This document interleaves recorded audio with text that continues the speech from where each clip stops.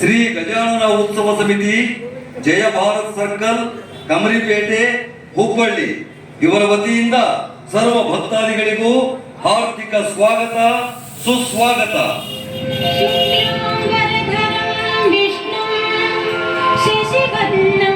ಚತುರ್ಭುಜಂ ಪ್ರಸನ್ನವದನಂ ಧ್ಯಾಯೇತ್ ಸರ್ವವಿಘ್ನೋಪಶಾಂತಯೇ.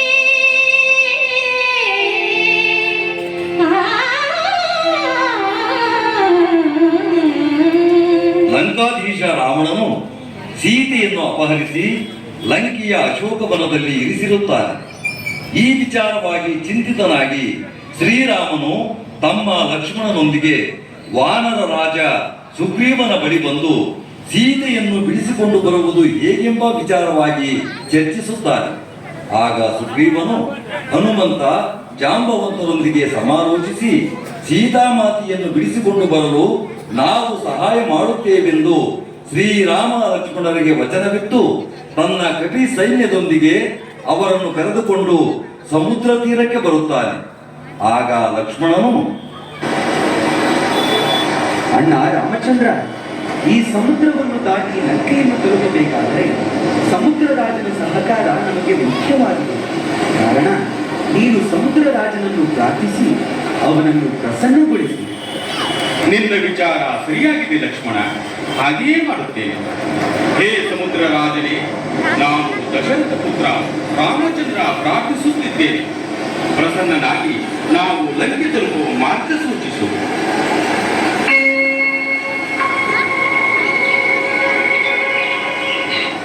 ಸಮುದ್ರ ರಾಜ, ನಿನ್ನನ್ನೇ ಪ್ರಾರ್ಥಿಸುತ್ತಿರುವುದು, ಪ್ರಸನ್ನನಾಗು.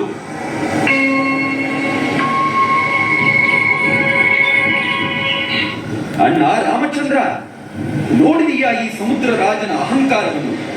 ನಿನ್ನ ಪ್ರಾರ್ಥನೆಯನ್ನು ಮನ್ನಿಸದೆ ತಟಸ್ಥನಾಗಿದ್ದಾನೆ. ಈ ಕೂಡಲೇ ಬಾಣ ಪ್ರಯೋಗಿಸಿ ತಕ್ಕ ಶಾಸ್ತಿ ಮಾಡು. ಸಮುದ್ರ ರಾಜ, ನಾವು ನಿನಗೆ ಆಜ್ಞೆ ಮಾಡದೆ ಪ್ರಾರ್ಥನೆ ಮಾಡಿಕೊಂಡರೂ ಪ್ರಸನ್ನನಾಗದೆ ಗರ್ವ ತೋರುತ್ತಿರುವೆಯಾ? ಈಗ ನೋಡು, ಈ ರಾಮಬಾಣ ನಿನ್ನ ಬಡಲನ್ನೇ ಭೇದಿಸುತ್ತದೆ.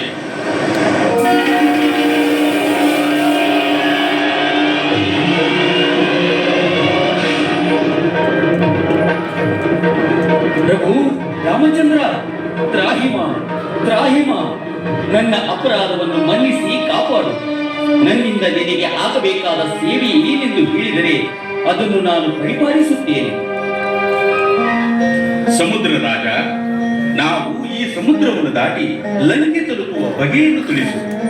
ಪುರುಷೋತ್ತಮ, ನಿನ್ನವರಿಗೆಲ್ಲ ಕಲ್ಲು ಬಂಡೆಗಳ ಮೇಲೆ ಶ್ರೀರಾಮ ಎಂದು ನಿನ್ನ ಹೆಸರು ಬರೆದು ಸಮುದ್ರಕ್ಕೆ ಎಸೆಯಲು ಹೇಳು.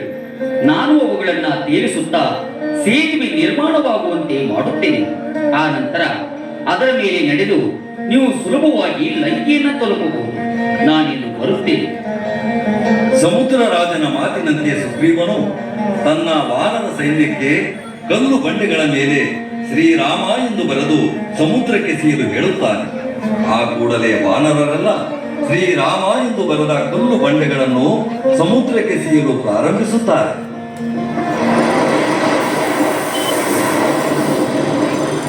ಶ್ರೀರಾಮ ಶ್ರೀರಾಮ ಶ್ರೀರಾಮ ಶ್ರೀರಾಮ ಶ್ರೀರಾಮ. ಈಗ ನೋಡಿ, ಹನುಮಂತನು ಶ್ರೀರಾಮ ಎಂದು ಬರೆದ ಕಲ್ಲು ಬಂಡೆಯನ್ನು ಹಿಡಿದು ಸಮುದ್ರಕ್ಕೆ ಸಿಯಲು ಆಕಾಶ ಮಾರ್ಗವಾಗಿ ಬರುತ್ತಿದ್ದಾನೆ. ಪ್ರಸನ್ನಾಂಜನೇಯಂ ಶ್ರೀರಾಮದೂತಂ ಮಹಾಕಾಯವೀ ಪ್ರಣಯಮಿ ನಡೆಯಲಿ ಅಸುರರ ಎದುರಿಸುವ ಜ್ಞಾನವಿ ಚರುಗಲಿ ಗಣಗಣ ನಡುಗಿಸುವ ಧರ್ಮ ಉಳಿಸೋ ಸತ್ಯ ಮೆರೆಸೋ ವಜ್ರದೇಹಿ ಬಾರೋ ಜಯ ಜಯ ಜಯ ಭಜರಂಗ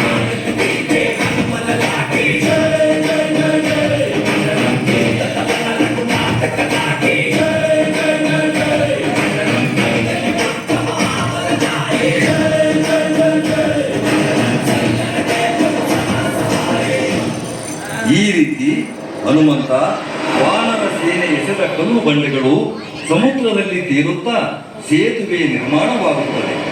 ಆಗ ಶ್ರೀರಾಮಚಂದ್ರ, ಲಕ್ಷ್ಮಣ, ಸುಗ್ರೀವ, ಹನುಮಂತ ಸಕಲ ವಾನರ ಸೇನೆಯೊಂದಿಗೆ ಸೇತುವೆ ಮೇಲೆ ನಡೆದು ಲಂಕೆಯ ಕಡೆಗೆ ಹೊರಟಿದ್ದಾನೆ. ರಾಮನಾಮ ಹಾಡಿರೋ ರಾಮ ಬರುವನು, ಅವನ ಹಿಂದೆ ಹನುಮನು ಎದ್ದೆ ಇರುವನು.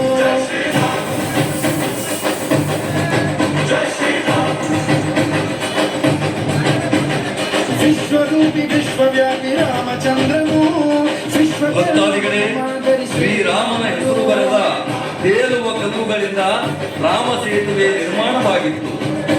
ಅಂತಹ ಒಂದು ಕಲ್ಲನ್ನು ತಾವೆಲ್ಲರೂ ದರ್ಶನ ಮಾಡಲು ವ್ಯವಸ್ಥೆ ಮಾಡಲಾಗಿದೆ.